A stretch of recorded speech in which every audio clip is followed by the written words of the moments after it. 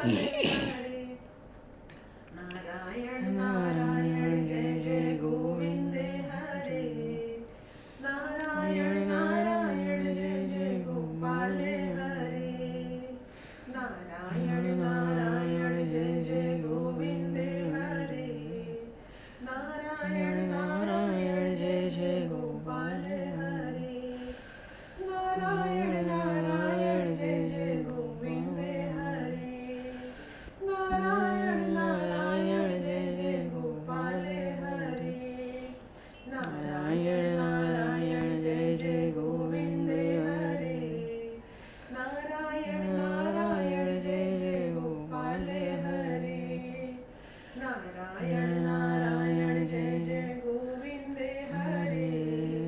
नारायण नारायण जय जय गोपाल हरे। जय जय गोविंद हरे। जय जय गोपाल हरे। जय जय गोविंद हरे। जय जय गोपाल हरे। जय जय गोविंद हरे। जय जय गोपाल हरे।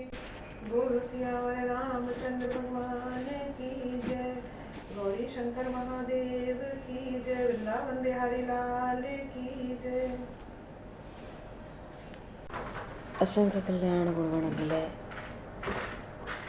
भक्तगण शकलत्तरम शरणागत वत्सल भक्त वत्सल दीन बंधु दया सिंधु। भगवान श्री सीताराम जी महाराज के सिंह कृपा करने से श्री हनुमान जी महाराज की परम पावन भावमय सन्निधि में महापुरुषों की भावमय उपस्थिति में एवं आप सभी श्रद्धालु भक्त वैष्णव की मंगल सन्निधि में मानव जीवन का सर्वोत्कृष्ट फल भगवत गुणगान भगवत स्मरण का लाभ हम सभी भगवान श्री कृष्ण चैतन्य के लीला चरित्रों के माध्यम से प्राप्त करने जा रहे हैं। सर्वप्रथम आप सभी भक्तजनों के श्री चरणों में भगवत भाव से सादर वंदन सादर नमन। आप सभी को यथा योगी जी श्री राम जी जी श्री राधे हरीश।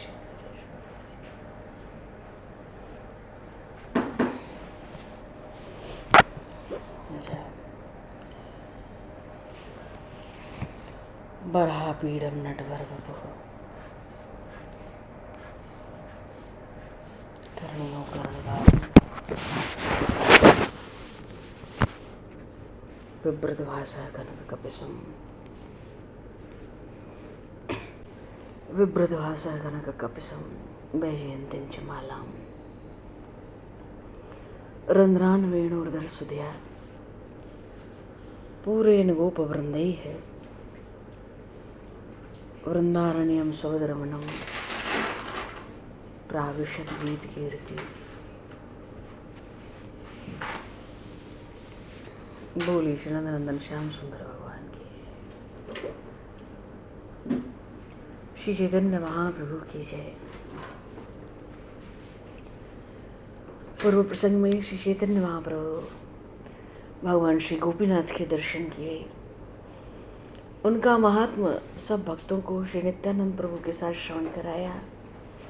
फिर महाप्रभु ने श्री साक्षी गोपाल भगवान के दर्शन किए और वहाँ पर श्री नित्यानंद प्रभु ने रात्रि विश्राम के अवसर पर श्री साक्षी गोपाल भगवान श्री जगन्नाथपुरी की ऐसी अपार और अद्भुत महिमा सुनाई।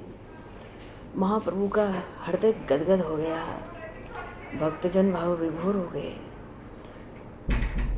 और श्री वृंदावन के गोपाल जी गोवर्धन की तलहटी से कैसे चल के विद्यानगर आए और पूरी महाराज पुरुषोत्तम देव के आग्रह से, निमंत्रण से, निवेदन से कैसे वो श्री साक्षी गोपाल भगवान श्री जगन्नाथपुरी पधारे और जगन्नाथ भगवान से प्रेम कलह होने पर श्री जगन्नाथ जी ने पुरी महाराज को आदेश दिया, देखो ये वृंदावन का ठाकुर है बड़ा चटोरा, इसको दूर करो थोड़ा, ये सब बढ़िया बढ़िया खा जाता है मेरी थाल से। तो 3 कोस की 3 मील की दूरी पे महाराज पुरी नरेश पुरुषोत्तम देव ने श्री साक्षी गोपाल जी का बड़ा भव्य मंदिर निर्माण कराया और उनकी महारानी ने भगवान को बेसर पधराई। भगवान महापुरुष कहते हैं भगवान में अपनापन और भगवान की शरणागति, और दोनों में प्रधानता है अनन्यता और निष्कामता की। भगवत प्रेम प्राप्ति का सर्वोपरि उपाय है भगवान में अपनापन, भगवान की शरणागति। क्यों? भगवान तो सर्वसमर्थ हैं, सब कुछ कर सकते हैं, असंभव को संभव कर सकते हैं, संभव को असंभव। कर्तुम अकर्तुम अन्यथा कर्तुम समर्थः स ईश्वरः। सर्वसमर्थ हैं, सर्वज्ञ भी हैं, सब कुछ जानते हैं, अतीत वर्तमान भविष्य भगवान को अणु अणु ज्ञात है।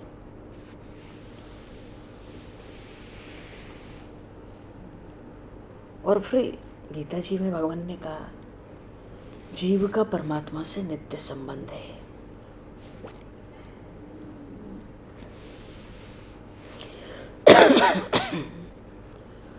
और भगवान से संबंध निर्वाह में कभी भूल होती नहीं। तो ऐसे प्रभु को, ऐसे प्रभु के साथ को और उस नित्य संबंध को यदि हम जान लें तो फिर उसी संबंध का एकमात्र भरोसा रह जाता है। और फिर जीवन में सफलता, आनंद, संतोष, अन्य अन्य बहुत कुछ। क्योंकि जब जीव का ऐसे महामहिम प्रेम में प्रभु से नित्य संबंध है, और प्रभु हमारा संबंध कभी छोड़ते नहीं, साथ छोड़ते नहीं, तो उनको जानकर, उनके नित्य संबंध का अनुभव करके महापुरुष कहते हैं जीव उन पर निर्भर हो जाता है। जो इंद्रियां स्वभाव से बहिर्मुख होती हैं वो सहज ही अंतर्मुख हो जाती हैं। अब प्रभु को तो हम कण कण में व्याप्त हैं पर नहीं जान पाते, पर प्रभु तो कण कण से जीव को जानते हैं। महाप्रभु श्री कृष्ण चैतन्य देव ने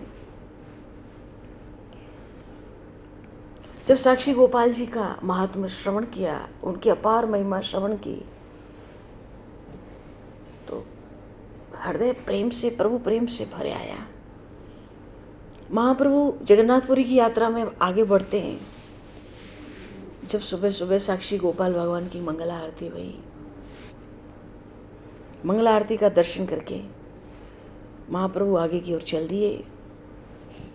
हृदय में जगन्नाथ भगवान के दर्शन की बहुत ही उत्कट अभिलाषा है, और महाप्रभु ज्यों ज्यों आगे बढ़ते हैं त्यों त्यों प्रभु के दर्शन की इच्छा प्रबल होती जाती है। महाप्रभु कृष्ण चैतन्य ने मुकुंद को संकेत किया, कीर्तन करो, और मुकुंद ने कोमल स्वर से कीर्तन आरंभ किया। सब भक्त उनके स्वर में स्वर मिलाकर कीर्तन आरंभ करते हैं। राम राघव राम राघव राम राघव रक्ष माम, राम राघव राम राघव राम राघव रक्ष माम, कृष्ण केशव कृष्ण केशव कृष्ण केशव पाहि मां, कृष्ण केशव कृष्ण केशव कृष्ण केशव पाहि मां, राम राघव राम राघव राम राघव रक्ष माम, कृष्ण केशव कृष्ण केशव कृष्ण केशव पाहि मां। मानो महाप्रभु के साथ सब बड़े मीठे कोमल स्वर से संकीर्तन का आनंद लेते हुए श्री जगन्नाथपुरी जगन्नाथ भगवान के दर्शन की ओर बढ़ते हैं। और महाप्रभु श्री जगन्नाथ देव के मार्ग में तो कहाँ तो वो नीरव पड़ा हुआ मार्ग संकीर्तन की ध्वनि से मानो दशों दिशाओं को गुंजायमान करने लगा। महाप्रभु तो भावावेश में नृत्य करने लगे। किसी को ये खबर नहीं थी कि किधर जा रहे हैं। संकीर्तन का ऐसा अद्भुत आनंद हुआ, किसी को सुध नहीं, और महाप्रभु संकीर्तन के मध्य में नृत्य करते हुए आगे बढ़ रहे हैं।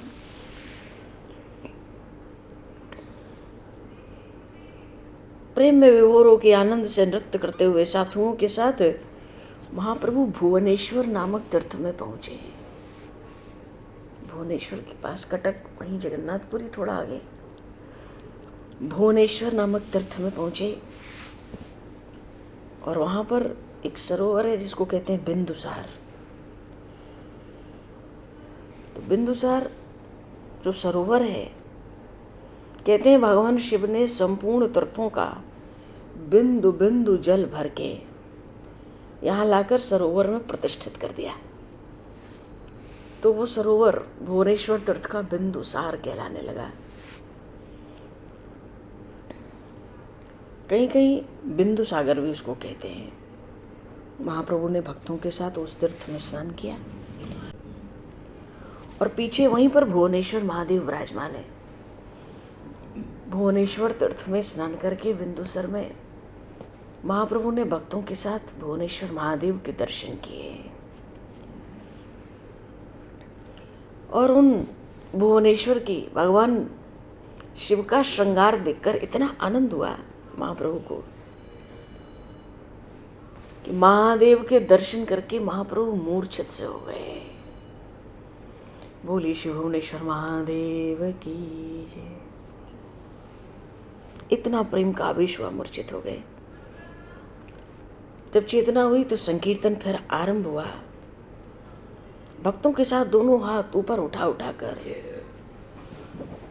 हरे हरे शंभु जय जय भोले जय महादेव जय नमः शिवाय।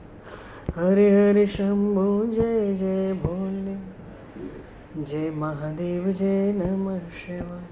हरे हरे शंभु जय जय भोले जय महादेव जय नमः शिवाय। हरे हरे शंभु जय जय भोले जय महादेव जय नमः शिवाय। खूब कीर्तन महाप्रभु ने भक्तों के साथ वहाँ किया, भगवान भुवनेश्वर नाथ भुवनेश्वर महादेव के मंदिर में। और संकीर्तन में महाप्रभु ने खूब नृत्य किया। सैकड़ों मनुष्य चारों ओर से महाप्रभु को घेर के खड़े हैं, सब आनंद में, कीर्तन के आनंद में मस्त हो रहे हैं। भुवनेश्वर में जो भुवनेश्वर महादेव का मंदिर है बड़ा प्राचीन है और वहाँ पर शिव जी का जो स्थान है वो बड़ा पुराना स्थान है। जो भुवनेश्वर में भुवनेश्वर महादेव है उनको गुप्त काशी भी कहते हैं। गुप्त काशी, हजारों यात्री दूर दूर से भुवनेश्वर महादेव के दर्शन के लिए आते हैं और वहाँ मंदिर में सदा ही पूजा चलती रहती है। और जब महाप्रभु चैतन्य महाप्रभु ने दर्शन किया महादेव का, इतना संकीर्तन, इतना नृत्य, इतना आनंद, चारों ओर से भक्तजन महाप्रभु के दर्शन कर करके उस भावावेश में वो नृत्य, अद्भुत नृत्य, अलौकिक नृत्य का दर्शन कर करके अभिभूत हो रहे हैं। तो बड़ी देर तक प्रभु दर्शन करते रहे और कीर्तन करते रहे। कीर्तन करके मंदिर में ही थोड़ा विश्राम किया और जब रात हुई सब कर्म से निवृत्त हो गए, भक्तों के साथ कथा करने के लिए महाप्रभु बैठ गए। तो मुकुंद धीरे धीरे महाप्रभु के चरण कमल दबाते हैं और कहते हैं, प्रभु आपने ही बताया था जिस तीर्थ में जाओ उस तीर्थ का महात्मा अवश्य श्रवण करना चाहिए। तो बिना महात्मा सुने तो तीर्थ का आधा फल होता है। सो प्रभु हम लोग भगवान भुवनेश्वर का महात्मा सुनना चाहते हैं।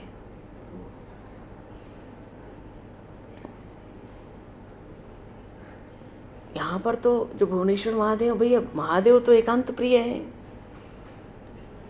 और पहाड़ों पर विहार करने वाले भोलेनाथ ये उत्कल देश में आकर उड़ीसा प्रांत में कैसे विराजमान हुए। काशी छोड़कर इन्होंने यहाँ एक नई गुप्त काशी क्यों बना ली। तो इन सब बातों को जानने की हम सबकी बड़ी इच्छा है। भक्तों ने महाप्रभु के श्री चरणों में आग्रह किया, निवेदन किया। तो कृपा करके हमें आप भुवनेश्वर महादेव की पाप हारिणी कथा सुनाओ, जिससे हमारे कान तृप्त हो जाए, हमें आनंद हो जाए और तीर्थ में आने का पूरा लाभ हो जाए। वस्तुतः भगवत संबंधी कथा श्रवण से ही महापुरुष कहते हैं जीव के अंतःकरण की मलिनता मिट जाती है, हृदय में पवित्रता का संचार होता है। अब मुकुंद ने प्रश्न किया, प्रभु मुस्कुराने लगे, कहते मुकुंद तुमने बड़ी उत्तम बात पूछी है। ये भगवान भूतनाथ, इनके यहाँ पधारने की बड़ी अद्भुत कथा है। स्कंद पुराण में इसका बड़े विस्तार से वर्णन भी है। उसी वर्णन को मैं संक्षेप में तुम लोगों को सुनाता हूँ, क्योंकि जो भी कथा भगवान हरि और भगवान हर की होती है वो बड़ी पुण्यमयी होती है। तुम लोग भी सुनो। बहुत पूर्व काल में भगवान शिव काशी वासी के नाम से प्रसिद्ध थे। वाराणसी को ही भगवान शिव ने अपनी लीला स्थली बनाया था और शिव जी के सब काम विचित्र ही होते हैं। लोग तो इनको औगड़नाथ कहते हैं। तो औगड़ बाबा थे तो काशी में कुछ गर्मी सी लगी तो काशी छोड़कर कैलाश पर्वत के शिखर पर जाकर रहने लगे। काशी सुनी हो गई। वहां एक राजा ने राजधानी बना ली। बड़े बड़े भक्तिभाव से भगवान भूतनाथ की पूजा करने लगे। उस राजा ने हजारों वर्ष तक भगवान शिव की आराधना की। इतना उग्र, तब भगवान आशुतोष प्रसन्न हुए, सामने प्रकट हुए और वरदान मांगने को कहा। बोलिए श्री शंकर भगवान की जय। हाथ जोड़कर राजा भगवान शिव से कहता है, प्रभु मैं अब आपसे क्या मांगू? आपके अनुग्रह से धन धान्य राजपाट पुत्र परिवार सब तो है। संसार में तो इन्हीं वस्तुओं को उत्तम समझा जाता है, पर मेरी एक बड़ी उत्कट इच्छा है, संभवतः आप पूरी न कर सकेंगे। भगवान शिव बड़े प्रसन्न थे और बड़ी शीघ्रता से कहा, राजन मेरे प्रसन्न होने पर त्रिलोक में ऐसी कोई वस्तु नहीं है जो अदेय हो। तुम निसंकोच भाव से मांग लो। राजा ने बड़ी दीनता प्रकट की, सरलता के साथ कहता है, यदि आप प्रसन्न हैं तो मुझे वर ही देना चाहते हो तो यही वर दीजिए, युद्ध में मैं श्री कृष्ण चंद्र को परास्त कर सकूं। अब औगड़धानी भगवान शिव सदा ही आग धतूरे के नशे में मस्त रहने वाले, वरदान देने में आगा पीछा कुछ सोचते ही नहीं। कोई चाहे कैसा भी वर मांगे, भले भगवान शिव को स्वयं कलेश उठाना पड़े, उसमें वरदान तो देते समय ना करना सीखे ही नहीं है। राजा की बात सुने कहने लगे, राजन तुम घबराओ मत, मैं तुम्हें अवश्य ही युद्ध में श्री कृष्ण भगवान से विजय प्राप्त करा दूंगा। तुम अपनी सेना सजा लो, युद्ध के लिए चलो। तुम्हारे पीछे पीछे हम भी सब भूत पिशाच बेताल के साथ युद्ध क्षेत्र में तुम्हारी रक्षा करेंगे। चलता हूँ मैं भी, और ये लो मेरा पाशुपात अस्त्र ले लो, और तुम इससे भगवान श्री कृष्ण की संपूर्ण सेना को विध्वंस कर दोगे। इतना कह के भगवान शिव तो बड़े प्रसन्न होके पाशुपात अस्त्र दे दिया अपना। अब इतना दिव्य अस्त्र पाके राजा भी बहुत प्रसन्न हुआ। भगवान श्री कृष्ण के ऊपर उसने धावा बोल दिया। क्या करोगे, वो तो अंतर्यामी भगवान घट घट के जानते हैं। सब बातों का पता चल गया उन श्री कृष्ण को। सोचते हैं शिव जी मेरे भक्त हैं। तपस्या के अभिमानी उस राजा के साथ इनको भी लगता है कुछ अभिमान हो गया, इसलिए अब इन दोनों का अभिमान मुझे दूर करना है। शिव जी का जो प्रिय है वो मेरा प्रिय है, और दोनों ही मेरे भक्त हैं, पर मेरा नाम तो मदहारी है। मैं इन दोनों का मद हरण करूंगा, तभी तो नाम सार्थक होगा। ये सोचकर भगवान श्री कृष्ण ने राजा की सेना पर अपना सुदर्शन चक्र छोड़ा।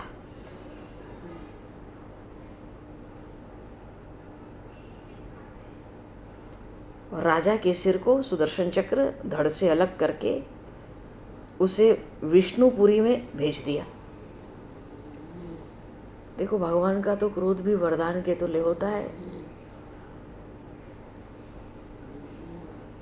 पीछे राजा की सब सेना भी छिन्न भिन्न हो गई सुदर्शन चक्र से। उसके बाद सुदर्शन चक्र भगवान शिव की ओर झपटा। शिव जी अपने अस्त्र शस्त्र को छोड़ भागे, पर जगत के बाहर जा ही कहाँ सकते थे। जहां जहां भी भागकर जाते वहीं सुदर्शन चक्र उनके पीछे पहुंच जाता। तो त्रिभुवन में, 3 लोक में अपनी रक्षा का आश्रय न देखकर शिव जी तुरंत समझ गए प्रभु की लीला और लौट के भगवान की शरण आए और पृथ्वी पर लौट के बड़े करुण स्वर से भगवान श्री कृष्ण की स्तुति करने लगे। हे जगतपति, इस अमोघ अस्त्र से मेरी रक्षा कीजिए। प्रभु, मैं तो आपकी माया के वशीभूत हो गया था, आपके प्रभाव को भूल जाता हूँ। ये घोर अपराध अज्ञान के कारण ही मैंने किया है। आप संपूर्ण जगत के एकमात्र आधार हैं और ब्रह्मा विष्णु सब तो आपकी कला के 1 करोड़वें अंश के भी बराबर नहीं है। तो हे विश्व के रक्षक, हे विश्वम्बर, हे विश्वपति, आपके तो एक एक रोमकूप में करोड़ों ब्रह्मांड समा सकते हैं। नाथ, हम तो माया के अधीन हैं और वो माया आपकी दासी है। वो हमें जैसे नचाती है हम वैसे नाचते हैं। इसमें हमारा अपराध ही क्या है? स्वाधीन तो हम हैं ही नहीं, जीव मात्र आपके अधीन है। मानो बड़े करुण स्वर से, बड़ी कातर वाणी से आर्त पुकार की भगवान शिव ने। और जब ऐसी कातर वाणी भगवान श्री कृष्ण ने सुनी, भगवान श्री कृष्ण ने अपने चक्र का तेज संवरण कर लिया, खींच लिया। हंसते हुए कहते हैं, हे शूलपाणी शिव, मैंने तो आपके मद को चूर्ण करने के लिए सुदर्शन चक्र छोड़ा था, जिससे आपको मेरे प्रभाव का स्मरण हो जाए। मेरी कोई इच्छा आपके ऊपर प्रहार की तो हो नहीं सकती। आप तो मेरे परम प्रिय हैं। आप तो साक्षात मेरे स्वरूप ही हैं। जो आपका प्रिय है वो मेरा भी प्रिय है। जो आपकी भक्ति करता है उस पर मैं संतुष्ट होता हूँ। और जो मूर्ख मेरी तो पूजा करता है पर आपकी उपेक्षा करता है, उस पर मैं कभी भी प्रसन्न नहीं हो सकता। बिना आपकी सेवा किए कोई मेरे प्रसाद का, कृपा का भागी बन ही नहीं सकता। अब मैं आप पर बहुत प्रसन्न हूँ, आप कुछ वरदान मांगो। तो बड़ी बड़ी विनय से भगवान शिव ने कहा भगवान कृष्ण से, हे स्वामी, अपराधियों के ऊपर दया करने का भाव ये आपका सनातन स्वभाव है। अब मैं आपके श्री चरणों में क्या निवेदन करूं? मेरी तो यही प्रार्थना है कि अब आप मुझे अपने चरणों की शरण में ही रखिए। आपके चरणों का सदा चिंतन बना रहे और आपका जो अपार असीम प्रभाव है, अनंत जो आपका प्रभाव है, मैं कभी इसका विस्मरण न हो, मैं भूलूं नहीं, ऐसा आशीर्वाद दीजिए।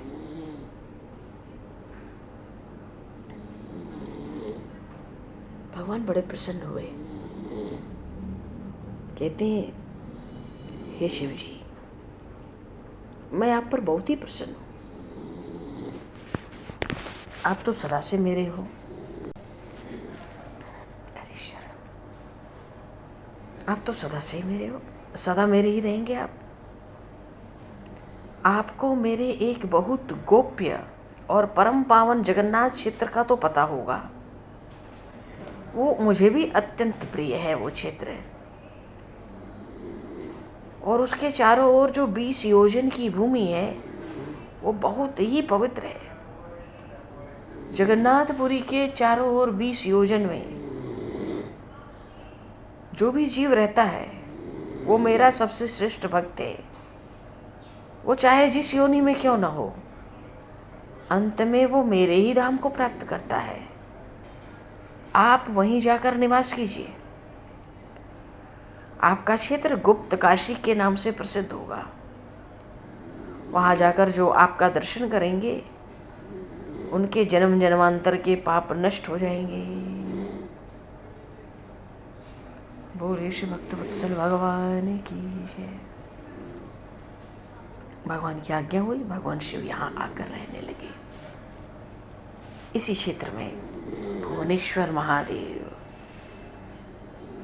इसलिए जो भक्त भक्ति भाव से चित्त स्थिर होकर, चित्त को स्थिर करके, मन को एकाग्र करके भुवनेश्वर महादेव का दर्शन करता है, तो ये जो दर्शन करके ये जो पुण्य कथा सुनता है, वो निश्चित ही सब पापों से मुक्त होकर अक्षय सुख का भागी बनता है। ऐसा श्री कृष्ण चैतन्य प्रभु अपने भक्तों को भुवनेश्वर महादेव की कथा श्रवण करा के उसकी फलस्तुति सुनाते हैं। कथा सुनकर जो दर्शन करे वो अक्षय पुण्य का भागी होता है। भगवान शिव की महिमा बड़ी अपार है। भगवान हरि और हर में तो कहीं कोई भेद कहा ही नहीं गया। जब सुबह हुई, कथा श्रवण करके सब नित्य कर्म से निवृत्त हुए और भुवनेश्वर भगवान के दर्शन फिर से एक बार करके चैतन्य महाप्रभु अपने भक्तों के साथ कमलपुर पहुँचे। वहाँ भारगी नदी पुण्य तोया, बड़ा सुखपूर्वक सबने वहाँ स्नान किया और स्नान करके वहाँ पर कपूतेश्वर महादेव के मंदिर में जाके भगवान शिव की स्तुति की। भक्तों के साथ प्रभु दक्षिण दिशा की ओर देखने लगे और वहाँ से जगन्नाथपुरी की दूरी केवल 3 कोस रह जाती है। भगवान जगन्नाथ के मंदिर की विशाल ध्वजा और चक्र यहीं से स्पष्ट दिखने लगा। भक्तों को बहुत आनंद हुआ। महाप्रभु चैतन्य देव ने दूर से जगन्नाथ जी के मंदिर की फहराती हुई विशाल ध्वजा देखी। उस ध्वजा के दर्शन मात्र से चैतन्य महाप्रभु पछाड़ खाकर पृथ्वी पर गिर गए और प्रेम में उन्मत्त होके कभी तो हंसते, कभी रोते, कभी आगे दौड़ते, कभी चेतना शून्य होके गिर पड़ते, फिर चेतना पाकर उठ जाते, फिर आगे चलते, कभी भूमि पर लौटकर प्रणाम करते, कभी खड़े हो जाते, फिर प्रणाम करते।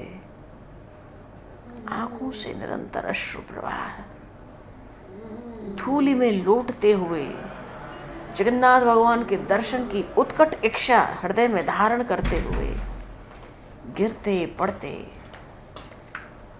श्री चैतन्य महाप्रभु अपने भक्तों के साथ, परिकर के साथ श्री जगन्नाथपुरी के दर्शन के लिए संकीर्तन करते हुए आगे बढ़ते जा रहे हैं, आगे बढ़ते जा रहे हैं। हरि हरि बोल, बोल हरि बोल, हरि हरि बोल, बोल हरि बोल।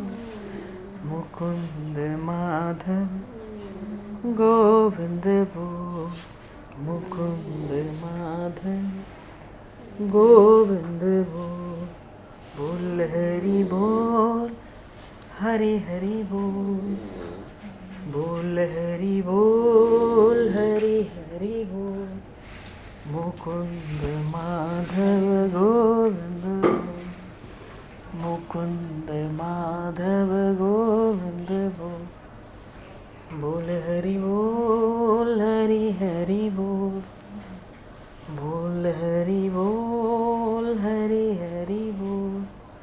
मुकुंद माधव गोविंद बोल, मुकुंद माधव गोविंद बोल, बोल हरि बोल, हरि हरि बोल, बोल हरि बोल, हरि हरि बोल।